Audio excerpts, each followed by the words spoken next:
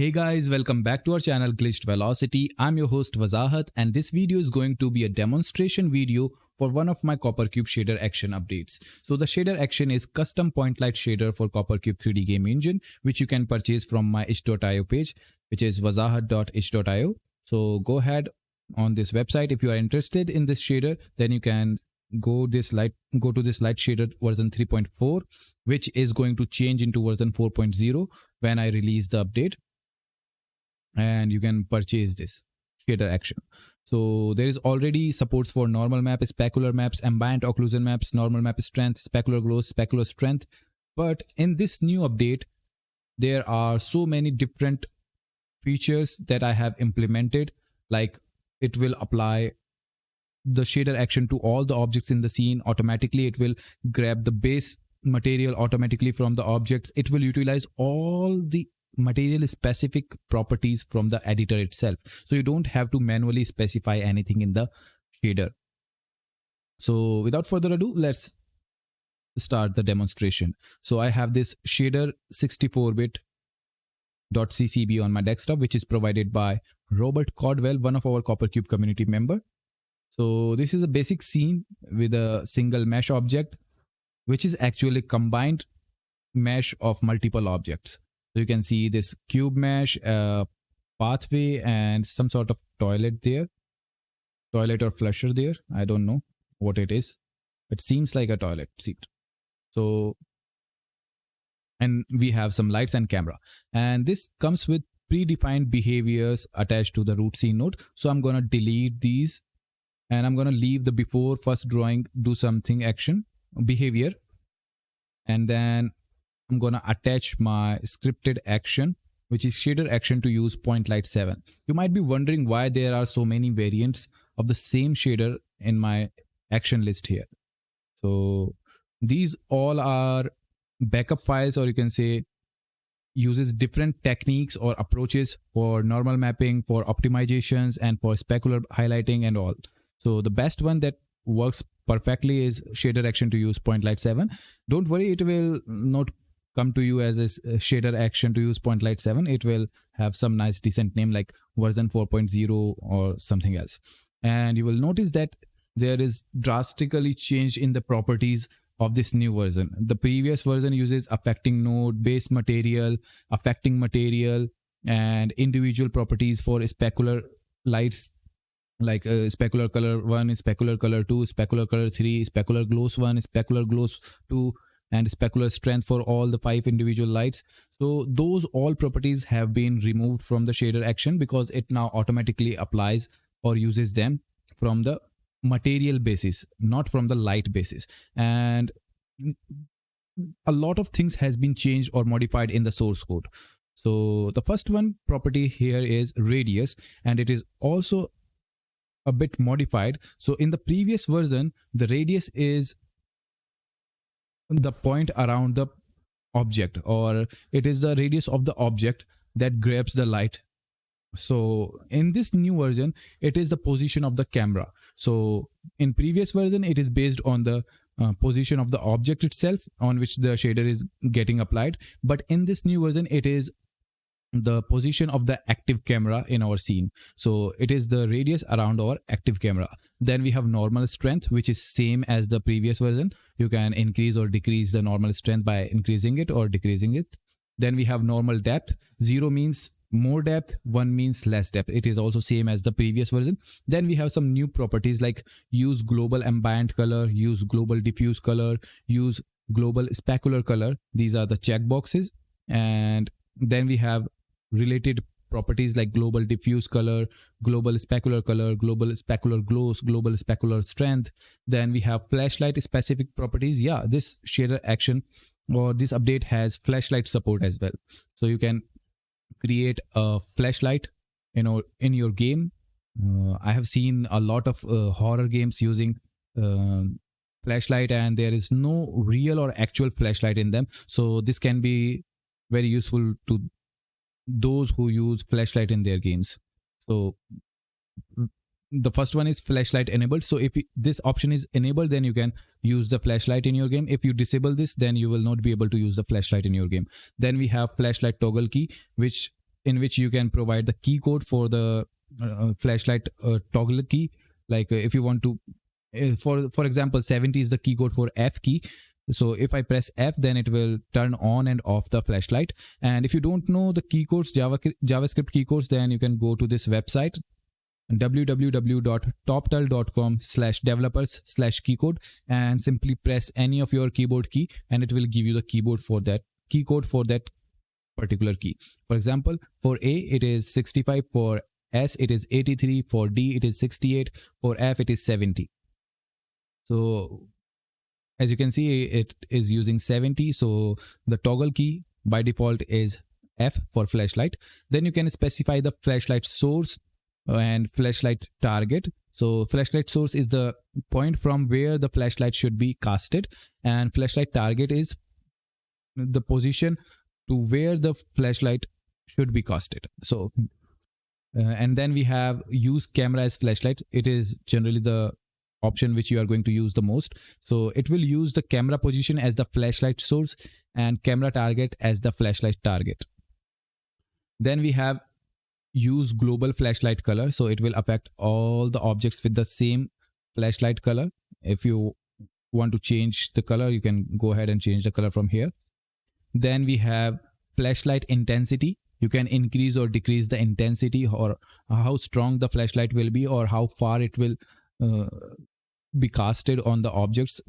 So you can change the property in here. Then we have flashlight tightness, and it will control the spread of the flashlight, how tight or how loose the spread flashlight will be. Then we have enable flashlight defects. So it will create some texture effects or give some rings to the center or the middle of the flashlight, and you can increase or decrease the defects intensity as well. And I'm going to show you how it looks in a moment by executing the shader action. So these are all the properties that you can use in the shader action itself, but there are also other ways to implement these properties, and I'm going to show you how. And it utilizes the editor properties by default. So this is a major that is why it is a major update, because it utilizes the editor properties, and I'm going to show you in a moment. So first let me just execute or publish the application by pressing Ctrl F10, and we will see that when the game starts, it automatically applies the shader action to all the materials. So you can see the flashlight, and you can see the rings around the flashlight, which is some sort of transparent rings or some sort of dark black or something like that. And if you go closer to the surface, those rings will merge in and become one, and the intensity will become much more higher. And if you go further away, these rings will multiply and increase in numbers. You can increase or decrease the intensity that will affect the number of rings or the intensity of these rings. Then we can press F to toggle flashlight on and off, because we have used 70 as our flashlight toggling key. And you can see the fog is also working. So the fog is also supported in the shader action. So you don't have to worry about if you are going to use fog in your game. So you can see the normal maps are also working. You can see the normal maps here. Normal maps are also working on this pathway as well, but it might not be distinguishable because you don't know how the texture or normal maps looks like. So it is much more visible on this toilet seat or flusher like that. And you can also see the normal maps on this box or the cube mesh around our scene. So this is how it works. This is the basic settings, and actually this is an extensive shader action, and this is just a basic settings.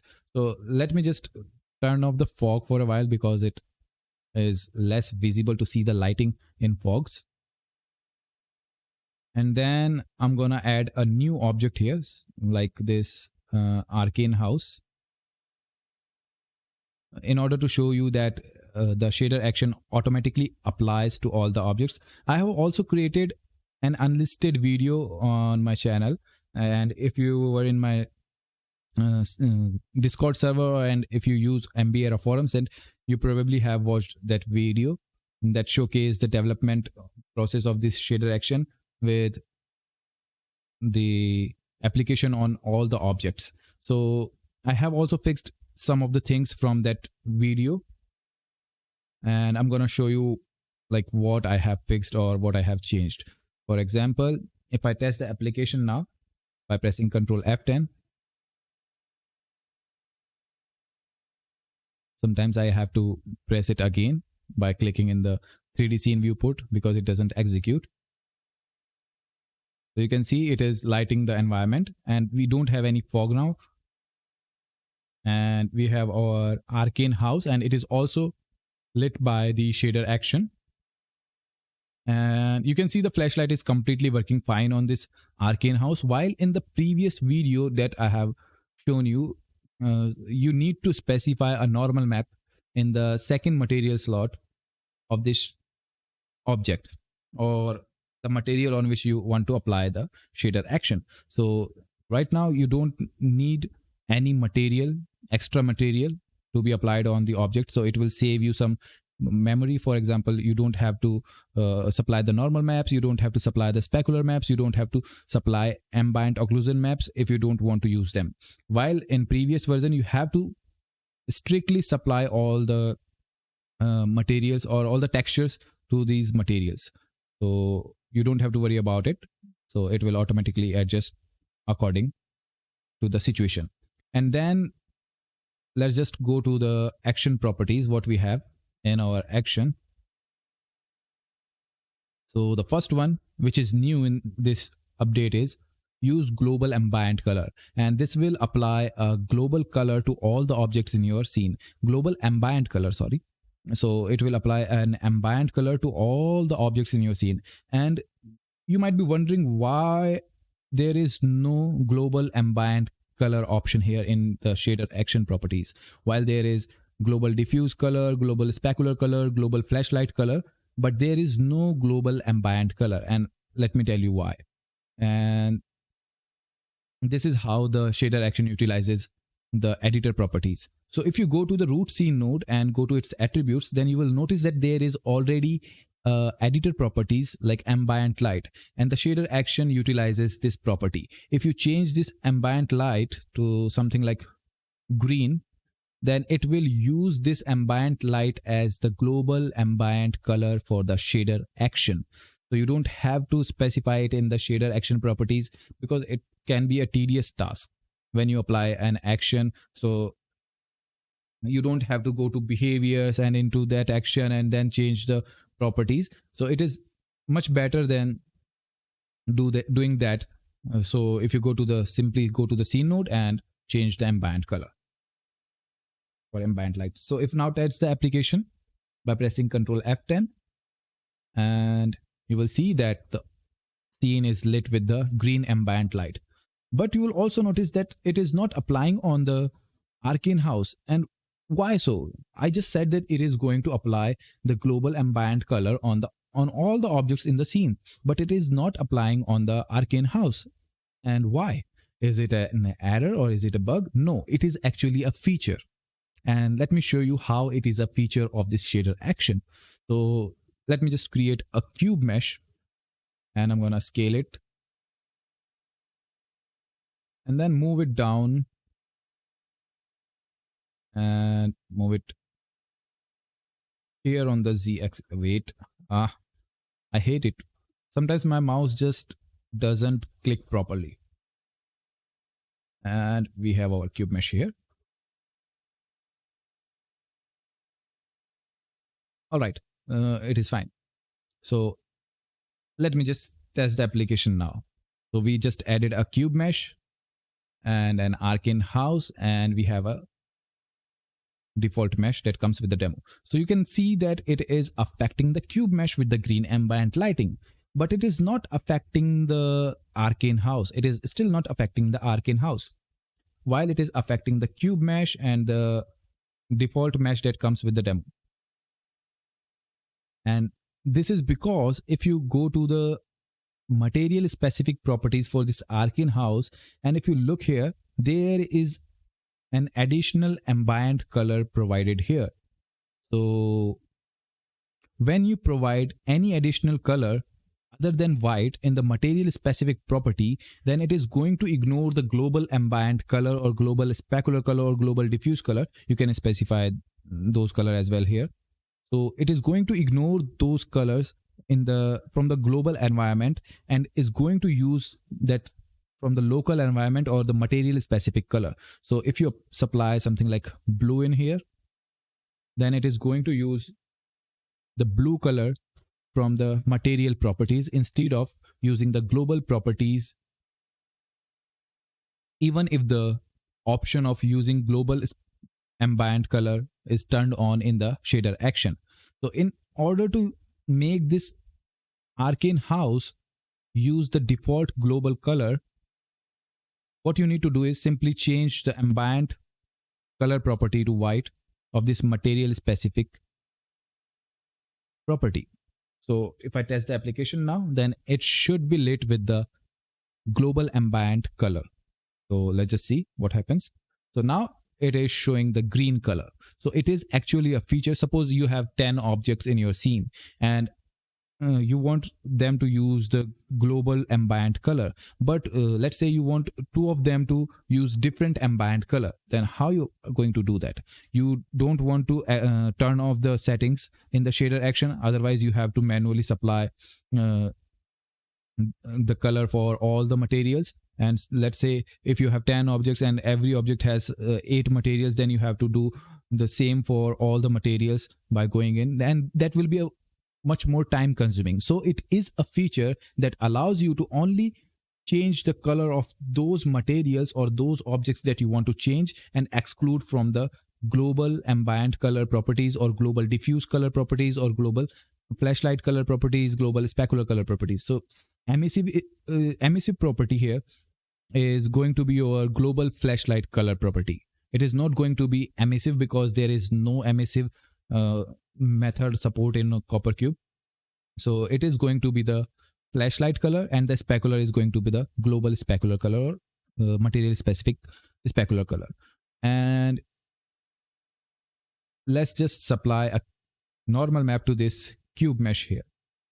So I have supplied a normal map to our cube mesh so that we can see much more clearly how it looks on a smaller objects rather than on seeing the wall or the whole big cube mesh.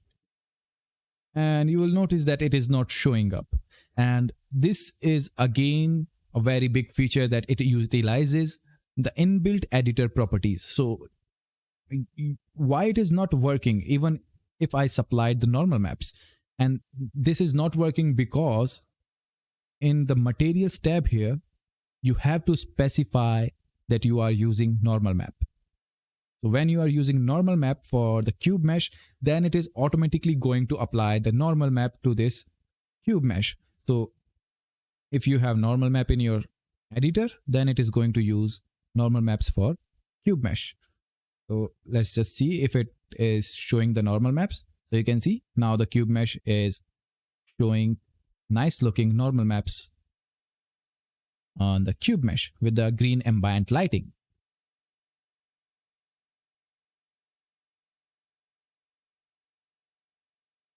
So this is how it grabs the default material that you supply in your material specific properties, like in here or in here. So for example, if I want to use transparent normal maps, that is now also possible with the shader action. By default, CopperCube doesn't support transparent alpha channel for normal maps. So if you go to normal map trans vertex alpha, and then let me just change the texture to this transparent texture. And if I test the application, then you will notice the object will become transparent, but will have normal maps applied to them. So you can see the object is now transparent, but as I turn my flashlight onto this object, you will see that it has normal maps on these transparent objects. So it is utilizing the transparency and the normal maps at once. So it allows you to have normal map with transparency, and you can change to normal map transparent add, and it will become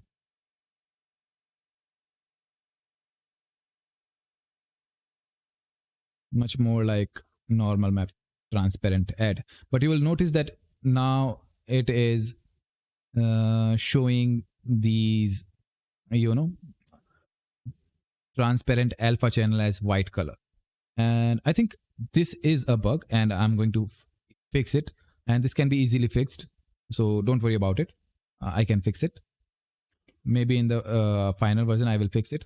I didn't knew that it will show up because I never tested it with normal maps transparent add. But if you change it to transparent additive by going in here, like in transparent add, we have transparent additive.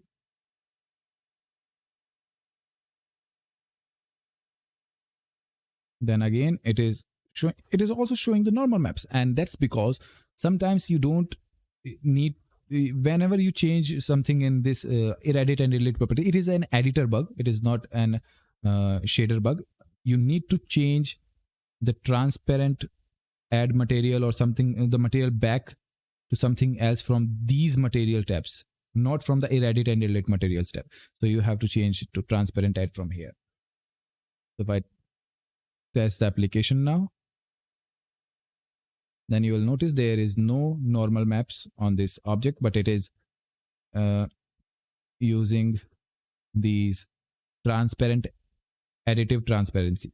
But as you can see, this is how the object appears with the additive transparency in the scene as well. So if you have this black color, so I think this is how it works. So yeah, so it shows the additive transparency. And I was thinking that it was a bug that it is not showing the normal maps. So let me just change it back to the normal maps. So it is not a bug, it is actually how it is supposed to work, because this is how it looks in the editor as well. I was worried that I have to fix it. Well, I can actually fix that as well.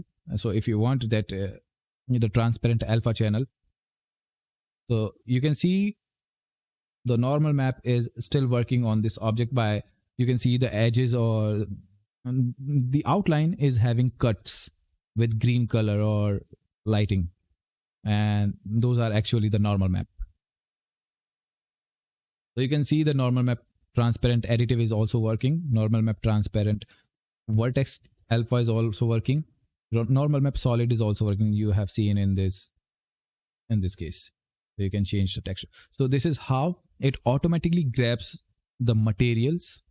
So it doesn't work with the other materials like parallax solid, parallax map, transparent additive, one texture blend and all, but it is using some basic materials like solid map or normal map or transparent map, transparent additive, transparent. It is not using the transparent fake reflective as well.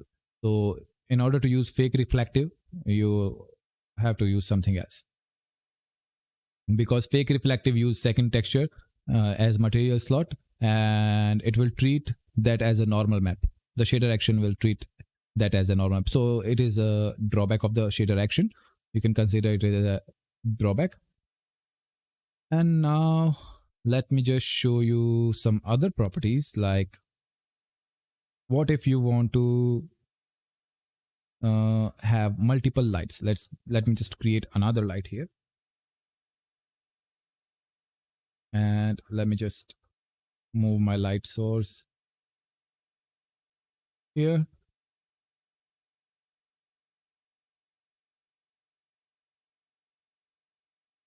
And then I'm gonna create a new behavior, fly in a circle, so that the light will fly in a circle, and I'm gonna increase the radius to 100.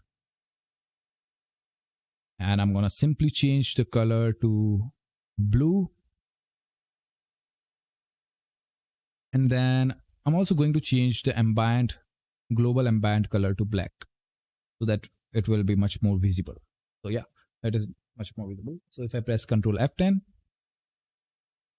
And let's see what happens. You can see the light is moving in our scene with a blue color. So let me just turn off the flashlight. And this is how the light works. It is flying in a circle and it works perfectly, affecting all the objects. Then we have this property global diffuse color. So let me just show you how to utilize this. So in order to utilize this property, all you have to do is simply set the global diffuse color from here. And I'm going to use red as the global diffuse color. So if I test the application now by pressing Ctrl F10, then you will notice that our flashlight color becomes red. And that's because we have red diffuse color, but in our arcane house, it is showing some sort of white color instead of red. And that's again because of the feature that exclude the global material specific color from the global color value. So you will notice that it is using a value different than the white color. So if you change the diffuse value for this material specific property to white, then it is going to use red as diffuse color. So it is using, now it is showing red flashlight. So it is using red as diffuse, global diffuse color. And then we have specular highlights. So let me just show you the specular highlights, which comes turned off by default. You can enable it by clicking the use global specular color, and then you can specify the specular color, and I'm going to change it to something like green, and I'm going to hit OK and test the application. So you can see there is a green color on the ground, which is the specular highlights. This one is from the light 1. This moving one is from the light 2. So you can see, but you can see that on this arcane house, we are seeing white as specular color. It is not showing green specular color. And why so? And I'm going to show you in a moment. Let me just first check the cube mesh.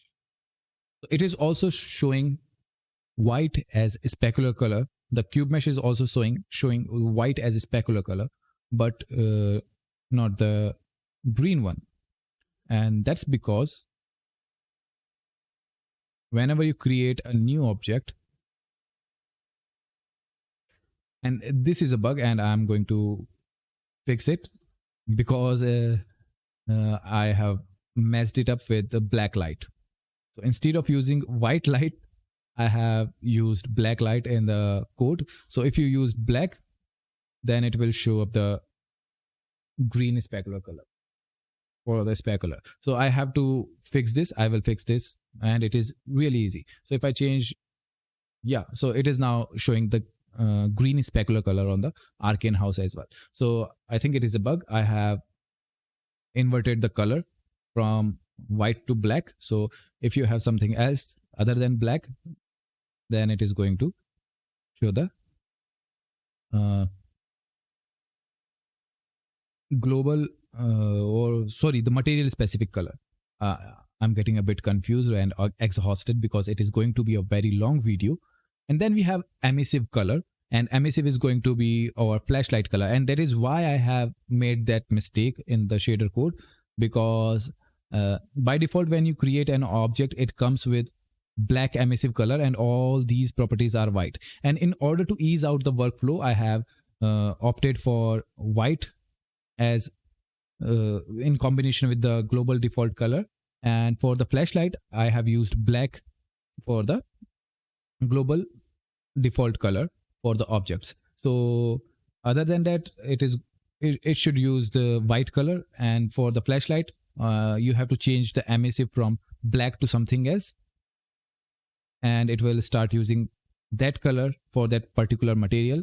For example, if I change from black to blue, then it is going to use blue flashlight color for this cube mesh. And let me just change the global diffuse color to white so that we can see the global flashlight color, because global diffuse color is also red. So all right, so global diffuse color is not blue, it is red. So we can we don't need to change it, we can simply check it. So where is our cube mesh?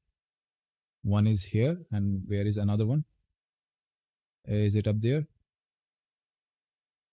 I think, is it up there or not? Where it is? I'm not aware where it is. Yep, it is there. So it doesn't show any color, any flashlight color, and that's because when you add diffuse, blue diffuse and red color, it gives us black color, and this is why it is not working. So when you use blue as flashlight and red as diffuse color, then it is not going to work. So let me just change the diffuse color to something else, like black for this object. Then it should show me the blue color on the cube mesh. Right, it is not lighting.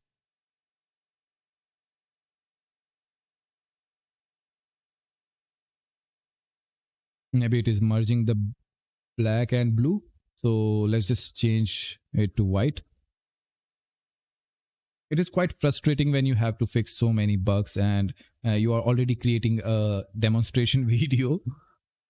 So where it is, let me just bring it down first and scale it so that we can see it much more clearly what is happening with it.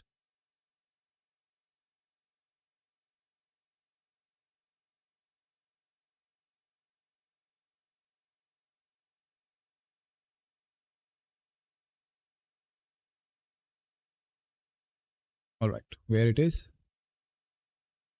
So here we have our cube mesh, and it is using black ambient lighting, and it is using, let me change the diffuse color to something else, because it is, when I'm using white, it is already using the red color. So I'm going to use something as like a little bit off shade of white so that we can see the blue flashlight on this object.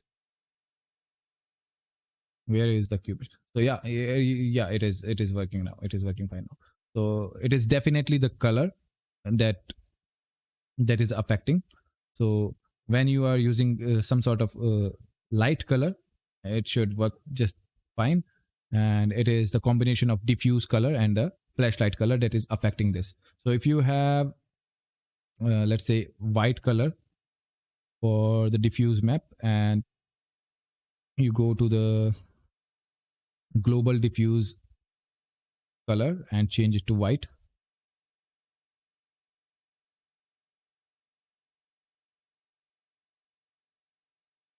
then it will just work fine.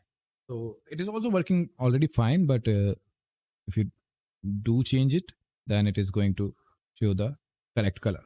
So yeah, that is how it works. So it is the color combination that is messing up the flashlight color. Just like when you use the diffuse color as red, then the flashlight color becomes red. So this is the diffuse color, and the merging of the flashlight color is changing the flashlight color to black, and it doesn't show up on the object. So you have to be very careful when you are using diffuse color. So generally you don't use diffuse color that much. It is just ambient color that you need, and you can change the emissive color to whatever you want. For example, you can change it to green and just test the application so that it shows green on this cube mesh, and it shows white on this the box area around the cube mesh. And yeah, let me just increase the brightness a bit by changing the ambient lighting of this root scene node.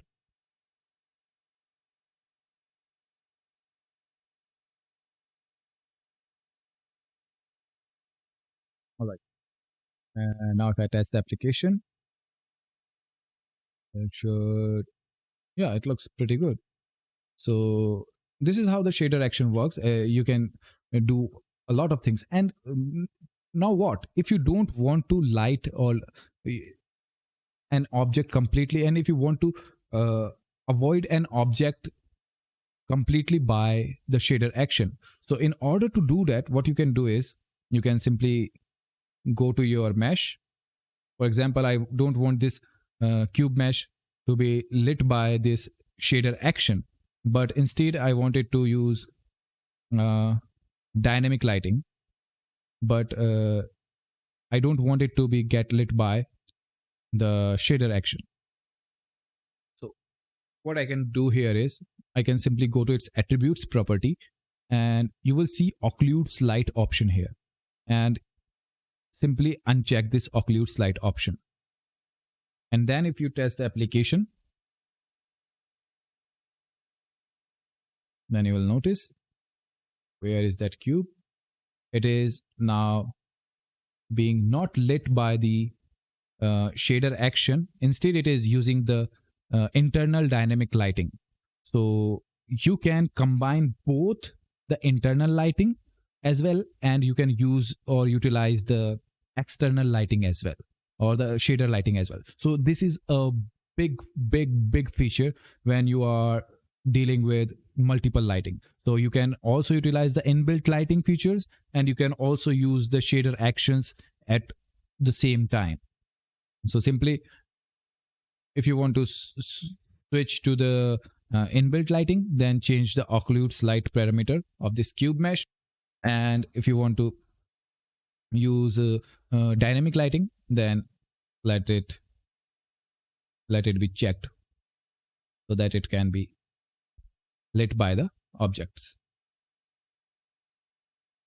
So yep, that's how it works. You can exclude as many objects that you want from the scene. For example, I don't want this arcane house to be lit by the shader action.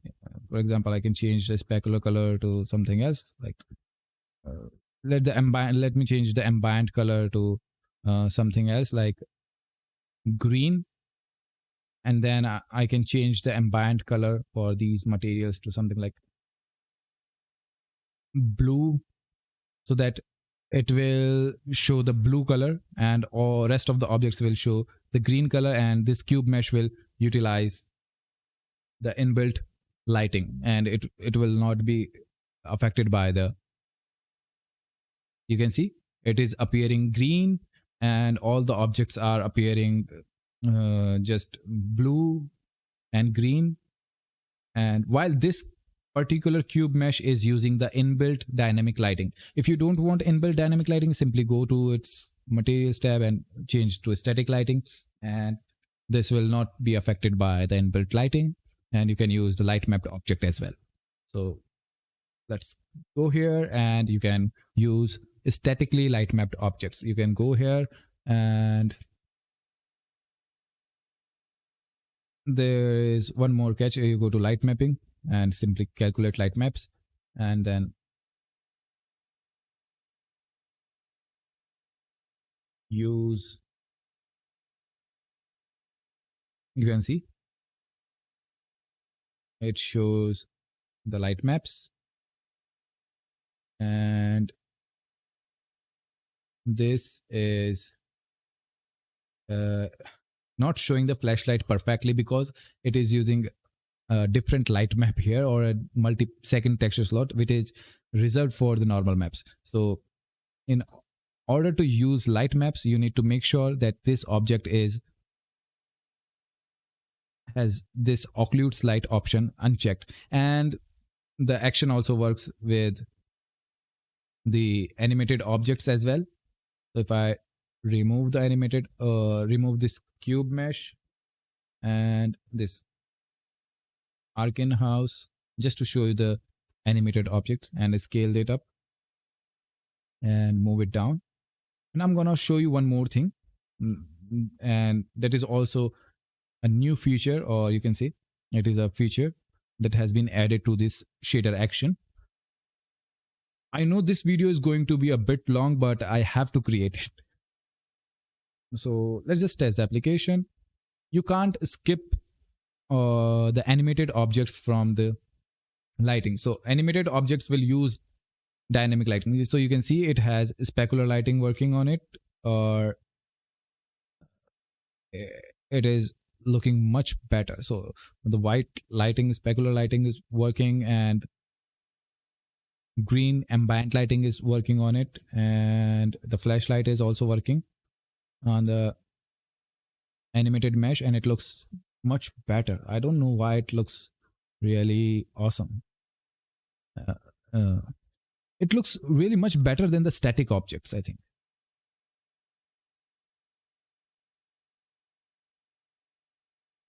It is much shinier, brighter, and looks cool, dude, than the inbuilt default dynamic lighting. And let's just see it with the dynamic lighting. So this is how it looks with the dynamic lighting in the editor. Nope, it's look really bad, really bad. So let's just delete this, or let me just import a new mesh object, and I'm gonna use this man.dae file, and you will notice that there is no texture, but there are materials, but there is no texture. And we have this object in our scene, and it has colors. So it has been it is using vertex color. So the shader also supports vertex coloring now. In previous version there was no support for vertex color, and the lighting will work just fine with the vertex colored object as well. So I'm gonna scale it up so that we can see it much more better, and I'm gonna bring it down here and then test the application, and let's see what happens. It becomes black or whatever, and then you can see the object, vertex colored object, is also working just fine.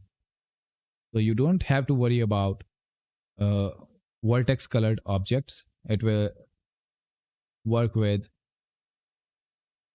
them as well. So while you change this to dynamic lighting, I don't think it is going to work, even if ambient light is set to white or black or something else. And let me just occlude light so that we can see the inbuilt lighting. And in the new 3D scene, I'm going to change to some sort of this as ambient lighting,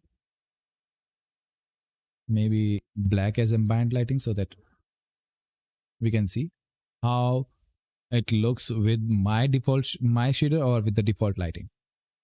So this is how it looks with the default lighting.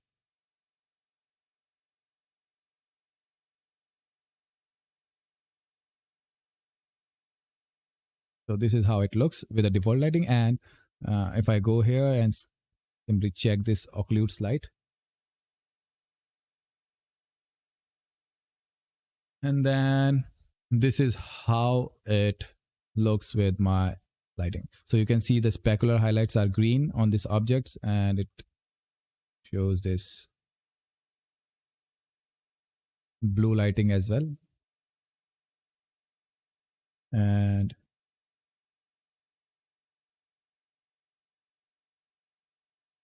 the ambient lighting is black. While the ambient lighting is black, and it is not showing the black ambient lighting, it is completely lit. I don't know why it is lit. It should not be lit, but it is lit by the object. This is not how it's supposed to work. It should be appeared black and will only lit when the light moves around this object. So I think that's pretty much it about the shader action, but there is some major bugs and major drawbacks of this shader action. And one is when you have so many objects in your scene. For example, if I clone this multiple times, let's say man copy up to 111 meshes. Oh, sorry, 21 meshes. And if let me just delete this animated mesh. And if I test the application, then it is going to take a bit to start the application. So it is going to take a lot of time in order to start the application. So what you can do is, meanwhile, what you can do is you can simply, you can specify, you can use a 2D overlay that you can make visible at the before first drawing. So for example, I can create a 2D overlay item like this. That reads loading textures or loading shaders. Please wait loading shaders. Let me just create a draw text. Please wait loading shaders. This might take a few minutes.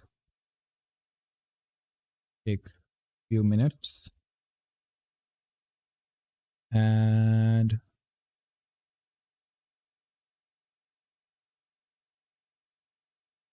let's just move it here and scale it up. I'm not sure, but if it is going to render this at the first screen or not, but let me just try it and give it a shot. So we have this before first drawing. We are going to make hide or unhide a scene node, which is going to be our toggle visibility for our make visible the overlay that we have just created. And I'm gonna move it up so that first it is going to hide or unhide the overlay, then it is going to execute the shader action to use point light. So let's just test it by making it invisible at the beginning. And if I test the application, let's just see if it shows up the 2D overlay or not. It is not showing the 2D overlay. So it is executing the shader action first. And let's see what happens. And now it made the shader, please wait loading shader. This might take a few times. So what you can do is,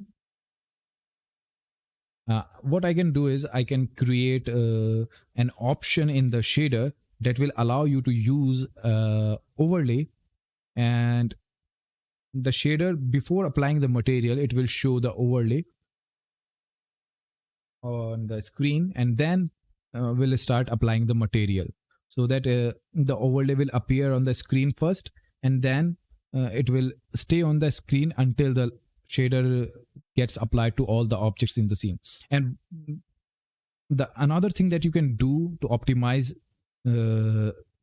this process is, instead of using multiple objects, multiple static objects like this one, what you can do is you can merge them all into one. So you can select this, go to polygon editing tools, go to tools, and merge selected mesh into another mesh. You can simply merge it into another mesh, and you can move it out. Then you can move it so that it will become one object, and it will reduce the object calls. So the shader action will reduce the calls for each and every object. So the less the objects in your scene, the faster the game will be, or the faster the loading time will be. So you need to make sure that you use a big single objects to use the shader action. And I don't know why, but I need to optimize this shader a lot while this should work. And I think there is a way to optimize this shader, but I just don't know the answer for now. I'm going to ask Nicholas about it. if he knows how to optimize it, but I'm not sure if if, if, if he knows or not, but still I will give it a try. So that's all for today's video. I hope I cover all the aspects of this shader action thing, and I will surely fix all the bugs that we have seen while demonstrating the usage tutorial. So they are just minor bugs, they are not major bugs, and I don't think they are bugs because I was thinking it was a bug, but it was not. Like when we were using the normal map for transparent additive, it was not a bug actually, it was just like that. And we were thinking that diffuse color and emissive color is a bug. That is not a bug. So there is some minor things that we need to fix, like we have to fix this specular color properties because it uses black for now, while it actually has to use the white with respect to the global specular color. So there are some things that need to be fixed, and I'm gonna fix them. So yeah, that's pretty much it. And one more thing I want to show you is that, let me just delete some of the objects and move them somewhere else.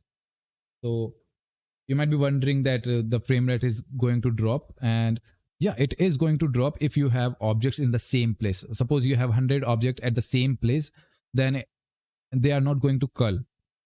So they will share the same rendering state, and they will be rendered by the camera target or camera objects. So you need to make sure that they are, and I'm pretty sure that you are not going to use multiple objects at the same place or at the same objects at the same place. So if I test the application now, I'm going to just show you the FPS or the frame rates per second, how many frames we will get. It will take some time to load, so we have to wait, and you will notice that it is increasing the frame rates, and I am stuck in between these objects. So the frame rate is 58, 56, 54, 53, 57. So it is 59, and it depends on the camera view. So like if I change the view to here, it will drop to 55, and if I go in here, it will increase to 57, 58, 59, 60. So it depends on how many objects are in the camera view, and if they are culling properly or not, or if they are in the frustum or something like that. So you can use this technique to optimize your game as well. And yeah, that's pretty much it. I think it's a very long video, and I hope I just don't waste your time by creating this video. That I hope this shader action will be really useful to you guys. I have put a lot of time into this, and you are not bound to use only, two lights. You can use multiple lights. Let me just delete them and move them here. So you can insert up to 5 lights. So 5 lights are supported by this shader at the moment, and maybe in future with the optimization, I will increase the support for point lights. It is still possible to increase the support for point lights, but I'm not sure if they will affect the performance or not. So that is why I have left them untouched. So you can see we have 1, 2, 3, 4, 5 lights, and I'm gonna delete the directional light because it is of no use, because there is no support for directional light. In future I might add support for directional light as well. So you can see it is working just fine. We have a frame rate of 62, 63, 64, and it is working just perfectly with all the lightings. So it is using 5 lights right now, and you can see the green specular highlights.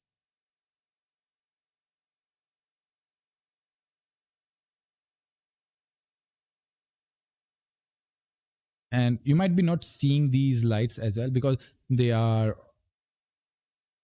having some sort of different color. So let me just change the color. So you might also notice that the shader action automatically utilizes these properties as well. You can increase the light intensity or the radius by increasing the radius of the light in here. For example, if I increase it to 500, then it will brighten this area, not only in the editor, but it will also brighten the area in the game.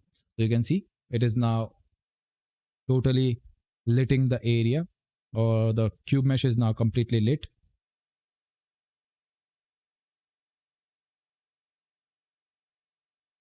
Let me turn off this. Flashlight toggle is working perfectly fine.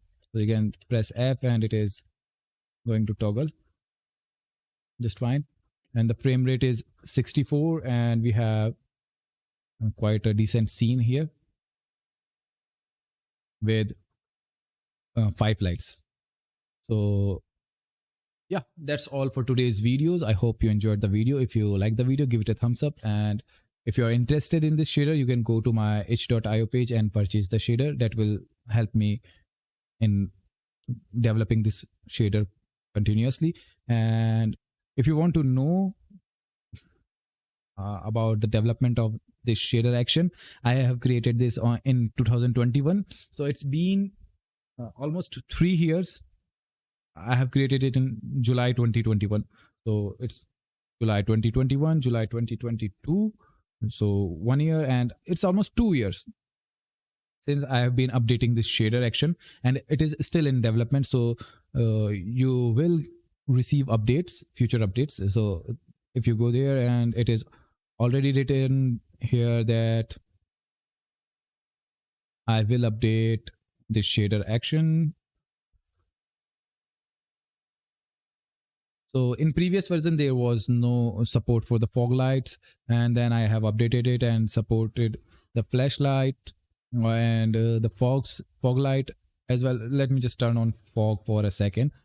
I want to conclude this video properly, but we have missed some points here. So we want to change the, fog color and fog things, fog density like that. So if we change the fog color to something like red, you can see how it appears in the game, and it doesn't work for the normal map objects. So if I test the application now by pressing Ctrl F10, with my shader action, you will be able to use this with the normal map object as well. So you can see the walls are normal mapped, and it is working just fine with the normal mapped objects. So you don't have to worry about anything else. The fog will work. You can change the fog color. You can change the fog density as well. Like I can make it something like 0.05. So it will be much lighter or less dense.